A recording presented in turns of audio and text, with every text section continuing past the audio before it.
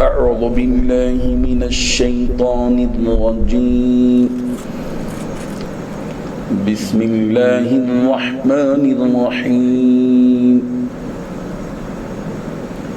ألف لام ميم الله لا إله إلا هو الحي القيوم نزل عليك الكتاب بالحق مصدقا لما بين يديه وأنزل التوراة والإنجيل من قبل هدى للناس وأنزل الفرقان إن الذين كفروا بآيات الله لهم عذاب شديد والله عزيز ذو انتقام صدق الله العظيم. حاضرین و ناظرین، یہ درس نمبر 203 ہے اور سورہ آل عمران کا آغاز ہم کر رہے ہیں. یہ اللہ تعالیٰ کا بڑا فضل اور احسان ہے کہ مسلسل یومیہ درس قرآن کا یہ سلسلہ جاری ہے اور آپ اس سے مستفید ہو رہے ہیں. سورہ بقرہ کی تکمیل کے بعد ہم سورہ آل عمران کا آغاز کر رہے ہیں. سورہ آل عمران یہ وہ سورت ہے جس کے سلسلے میں حضرت نواس بن سمعان رضی اللہ عنہ سے روایت ہے کہ نبی کریم صلی اللہ علیہ وسلم نے ارشاد فرمایا کہ قیامت کے دن قرآن حکیم کو لایا جائے گا اور قرآن والوں کو بھی لایا جائے گا جو قرآن مجید سے مستفید ہوتے تھے، اس کو پڑھتے تھے، پڑھاتے تھے وغیرہ وغیرہ. اور اللہ تبارک و تعالی آگے سورہ بقرہ اور سورہ آل عمران یہ دو ہوں گی جن کے بارے میں سرکار نے فرمایا کہ قیامت کے دن سورہ بقرہ اور سورہ آل عمران لوگوں کے سامنے ہوں گے، بادلوں کی طرح یا سائبانوں کی طرح جن کا سایہ بہت زیادہ گھنا ہوگا اور ان کے درمیان روشنی چمک رہی ہوگی. مسلم کی یہ روایت ہے. بہرحال سورہ آل عمران جس کی تلاوت کی گئی ہے اس کے لفظی معنی پر غور کیجیے، اس کا ترجمہ ہم کریں گے. اس میں اللہ تعالیٰ نے جو 4 باتیں بیان کی ہیں ان کی تفصیل بیان کرتے ہیں. سب سے پہلی بات یہ ہے کہ الف لام میم. سورہ بقرہ کا آغاز بھی اسی الف لام میم سے ہوا تھا. یہ حروف مقطعات میں سے ہے جس کی مراد، جس کے معنی اور مطلب کو اللہ ہی جانتے ہیں. اللہ لا الہ، اللہ وہ ہے، لا الہ کہ کوئی معبود نہیں، الا ہو سوائے اس کے، الحی القیوم جو اللہ سدا زندہ ہے اور پوری کائنات کو سنبھالے ہوئے ہے. نزل علیک الکتاب، پیغمبر آپ پر یہ کتاب نازل کی ہے، بالحق حق کے ساتھ، مصدقاً جو تصدیق کرتی ہے، لما بین یدی اپنے سے پہلی کتابوں کی، وانزل الفرقان وانزل التورات اور اسی نے تورات نازل کی، والانجیل اور انجیل نازل کی، من قبل اس سے پہلے، ہدی للناس جو لوگوں کے لیے ہدایت ہے، وانزل الفرقان اور اسی نے حق اور باطل کو پرکھنے کا معیار نازل کیا، یعنی حق اور باطل کے فرق کرنے والی کتاب نازل کی. ان الذین، بے شک وہ لوگ جو کفروا جنہوں نے کفر کیا، بآیات اللہ اللہ کی آیتوں کا، لہم ان کے لیے عذاب شدید سخت ترین عذاب ہے.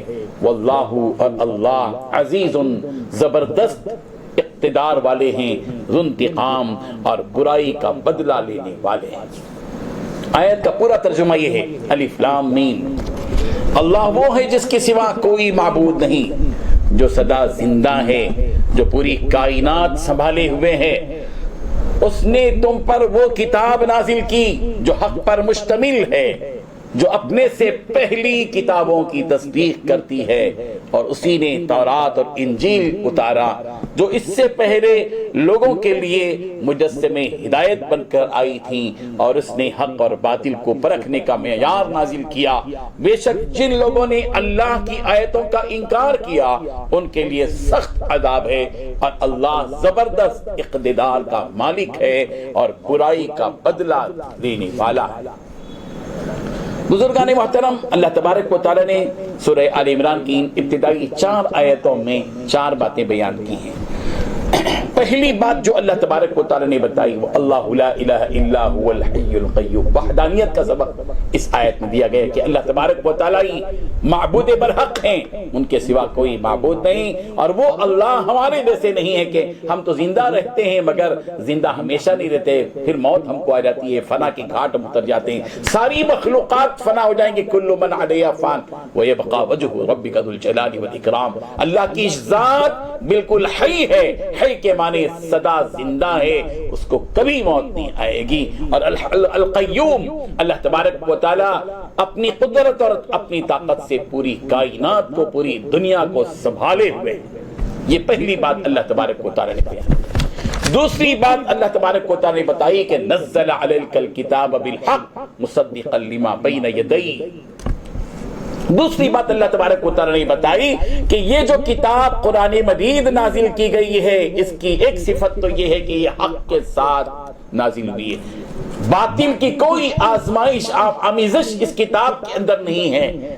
لا یأتیہ الباطل من بین یدیہ ولا من خلفہ، نہ باطل اس کے سامنے سے آ سکتا ہے، نہ پیچھے سے، نہ دائیں سے، نہ بائیں سے۔ اللہ تبارک و تعالی نے اس کتاب کو باطل سے محفوظ اور پاک بنا کر نازل کیا ہے، اور پھر اس قرآن مجید کی صفت یہ ہے کہ مصدقا لما بین یدیہ، اپنے سے پہلے جو کتابیں اللہ تبارک و تعالی، چاہے وہ تورات ہو، انجیل ہو، زبور ہو، دیگر صحیفے اور کتابیں ہوں، ان تمام کی یہ کتاب تصدیق کرتی ہے، کسی بھی آسمانی کتاب کی تکذیب نہیں کرتی ہے کتاب۔ اور وَأَنزَلَ التَّوْرَاةَ وَالْإِنجِيلَ، تیسری بات جو اللہ تبارک و تعالی نے بتائی وہ یہ کہ وَأَنزَلَ التَّوْرَاةَ وَالْإِنجِيلَ مِن قَبْلُ هُدًى لِلنَّاسِ وَأَنزَلَ الْفُرْقَانَ، کہ اللہ تبارک و تعالی نے تورات کو اتارا، انجیل کو اتارا۔ ہم جانتے ہیں کہ تورات حضرت موسیٰ علیہ السلام پر اتاری گئی، اور انجیل کو اللہ تبارک و تعالی حضرت عیسیٰ علیہ السلام پر اتارا۔ یہ تورات اور انجیل کا نزول ہوا من قبل، اس کتاب سے پہلے، اور وہ دونوں کتابیں ہدی للناس، لوگوں کے لیے ہدایت کا ذریعہ تھی۔ بنی اسرائیل کی ہدایت کے لیے اتاری گئی تھی، مگر بنی اسرائیل میں سے اکثر لوگوں نے اس کا انکار کیا، جھٹلایا، اس پہ تحریف کی، عدل بدل کیا، ترمیم کی۔